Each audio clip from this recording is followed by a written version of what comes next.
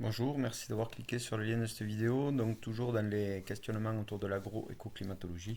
Aujourd'hui, on va faire un petit focus sur d'où va la pluie, puisque le d'où va n'est pas totalement anodin et il y a vraiment une notion de, de flux, de recyclage et d'expansion et c'est ça qu'on va regarder pour mettre vraiment les choses au clair et voilà, comprendre tout ça, c'est super important, je pense, au moment où on est dans l'histoire. Donc du coup, qui dit pluie dit relief et forêt. Pour le relief, voilà. Vous voyez qu'il y a une certaine corrélation entre la pluie et le relief, puisqu'on retrouve pas mal les plus hauts, les records sont sur les reliefs en général. Voilà, mais on va voir qu'il y a quelques anomalies qu'on ne peut pas trop expliquer. Enfin, disons que bon, on a bien le relief du massif armoricain qui va expliquer les pluies de Bretagne, mais pas complètement. Puis là, on a des trucs bizarres par là. Bon, enfin. Du coup, on nous parle aussi de forêt qui pourrait faire la pluie. Donc ça, bon, on voit immédiatement qu'elle est... bon, il y en a pas mal sur le relief, mais on en a un peu partout sur le territoire. On en a pour le coup pas mal en Bretagne. Même ça va pas mal expliquer peut-être éventuellement au niveau des Landes, puisque là on est au niveau de la mer, qu'il puisse y avoir de la pluie. Mais je pense que les choses sont un petit peu plus complexes. Donc voilà la superposition. Et je pense qu'il faudrait regarder l'ensemble de la végétation. Donc là, ici, vous avez une animation de la photosynthèse moyenne sur un an. C'est pour les années 2013-2015. Donc on voit que c'est l'hiver au moment où c'est tout blanc sur les sommets. Voilà, donc on voit qu'il y a une certaine ressemblance, mais je pense qu'il faut aller encore un peu plus loin.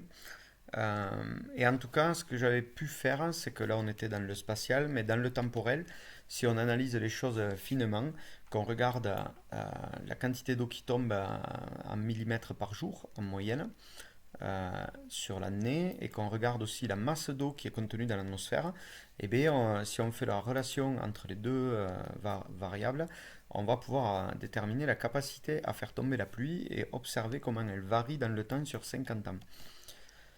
Donc voilà la courbe, même 70 ans.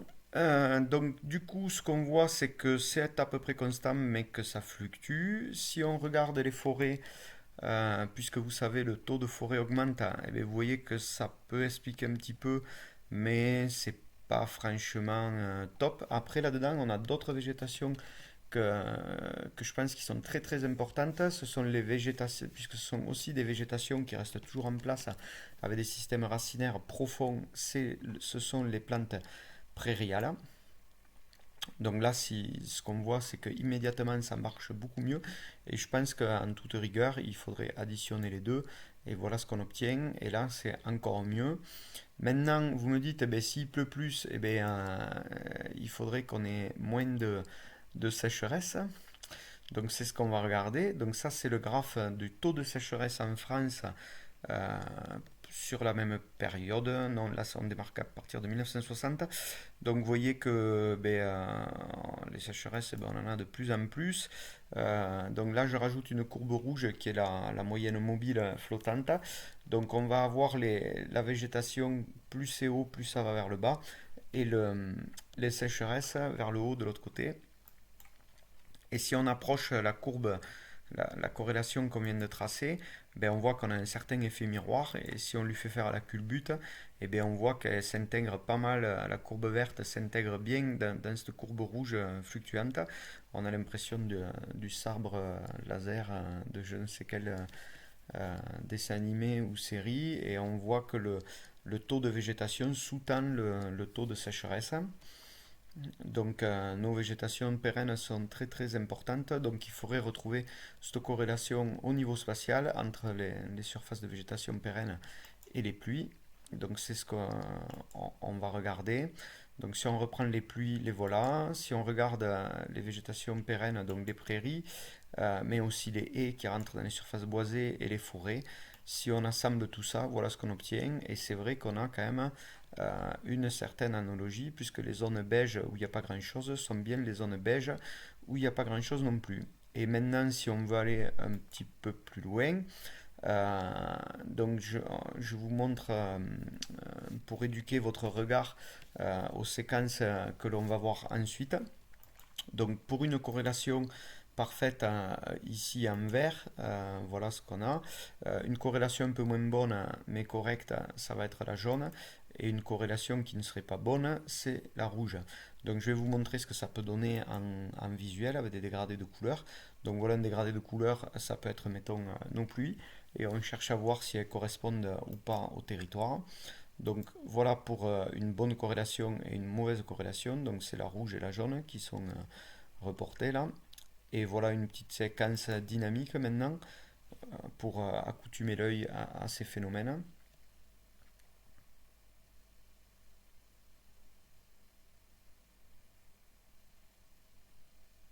Donc vous voyez, il manque dans ces zones, ça ne matche pas bien, puisque tantôt c'est plus foncé et plus clair. Et on voit bouger un petit peu, on a l'impression qu'il y a une contraction des choses, et c'est ça que je veux voir. C'est pour ça que j'introduis une deuxième couleur, pour regarder comment la pluie va être véhiculée par les potentiels de la végétation.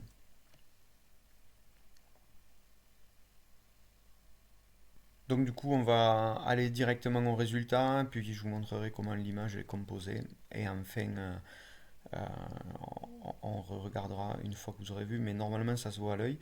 Donc je ne vais pas faire trop de commentaires pour vous laisser vous concentrer et vous laisser observer. Voilà, je coupe la caméra.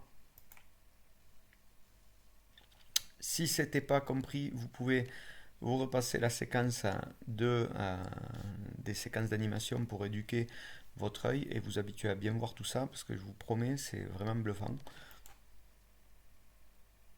Voilà, donc on a trois cartes. À gauche, vous aurez le relief, au centre, l'agroécosystème, et tout à droite, c'est la pluviométrie pour garder un œil dessus. Donc voilà un premier dégradé. Donc le potentiel de l'altitude ou de l'agroécosystème, plus c'est gris, plus c'est puissant. Laisse comparer l'agroécosystème et le relief, l'intimité de la relation avec la pluie.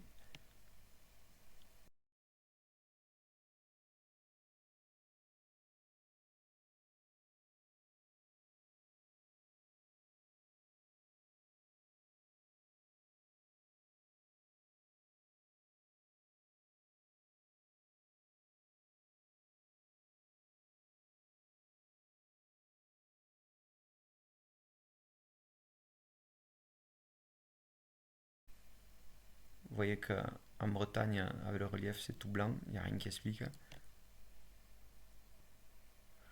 Voilà, je ne sais pas si vous voyez cette sensation de pluie qui pénètre l'espace à partir des zones noires.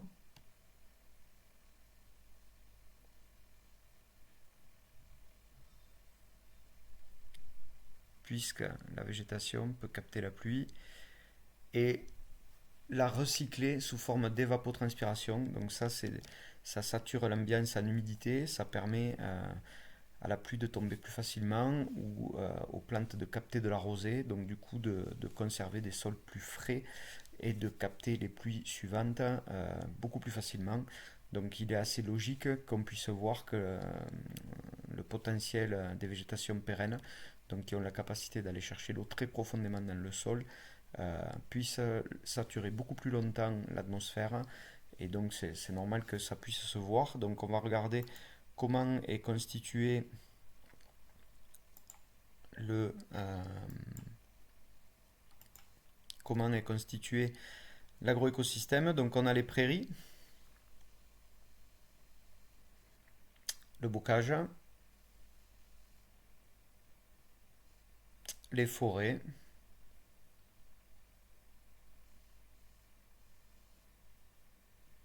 et enfin le carbone. Donc pour créer cette image, j'ai utilisé un négatif. Donc pour créer cette image, j'ai utilisé un négatif. Et en réglant le curseur d'opacité sur 50%, hop, voilà, donc là c'est tout à fait dans l'ordre de la présentation. Les pluies sont au centre. Vous voyez que là on annule tout et ici ben, j'ai la superposition des calques et on peut par exemple si on joue sur les prairies aller chercher les prairies et les ajuster jusqu'à ce qu'on ait des pluies qui soient des surfaces de réponse qui soient à peu près plates. Donc ça permet comme ça de moduler chacun des éléments. Et ensuite, si je bascule sur la vignette que vous avez vue, donc là pareil ça a réinversé, j'ai un petit peu emphasé euh, les choses pour qu'on le perçoive mieux, que vous puissiez percevoir les flux qui se détachent et amplifier un petit peu les zones de potentiel pour que ce soit plus perceptible. Voilà. Ah oui, on refait une petite séquence pour que vous observiez donc ce qui se passe.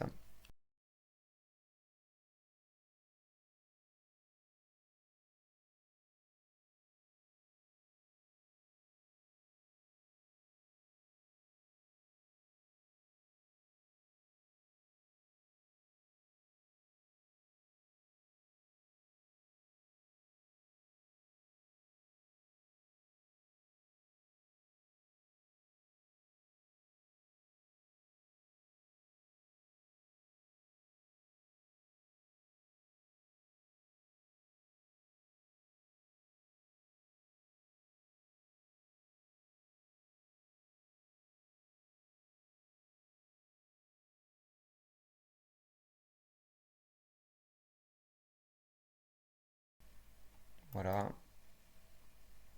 hop, c'est reparti.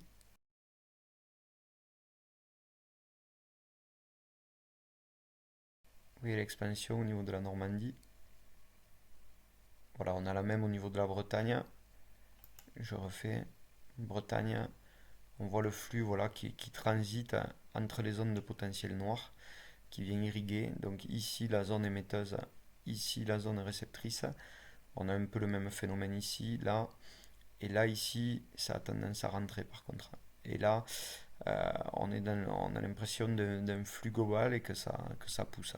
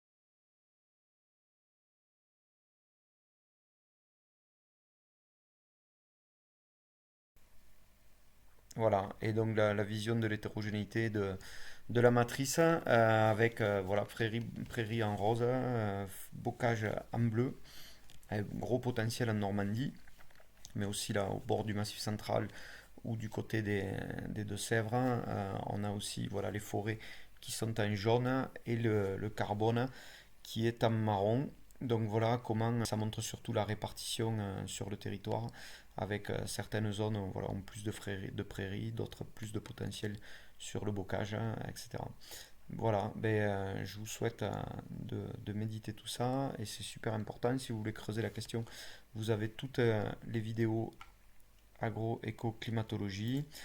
Euh, et ensuite aussi une vidéo sûrement qui montre comment la température des surfaces peut impacter les précipitations et une autre sur notre dynamique puisque si l'eau nous sert à refroidir et capter la pluie, ben en fait potentiellement, puisque vous voyez qu'on a retiré un peu les forêts et les prairies et tout ça, puisque dans la modulation temporelle, c'est qu'on avait décidé de retirer les prairies, c'est comme ça qu'on a perdu de la pluie au niveau national. On joue avec un château de cartes qui a mis des millions ou des je sais pas combien de temps à se construire, où une mousse voilà, a donné sa succession à l'herbe, puis à l'arbuste, puis à l'arbre. Et nous on enlève les cartes là, une à une, et peut-être un jour le château il va s'effondrer et potentiellement, ça peut aller très très vite. C'est expliqué dans cette autre vidéo. Donc voilà, merci de méditer tout ça et à bientôt peut-être.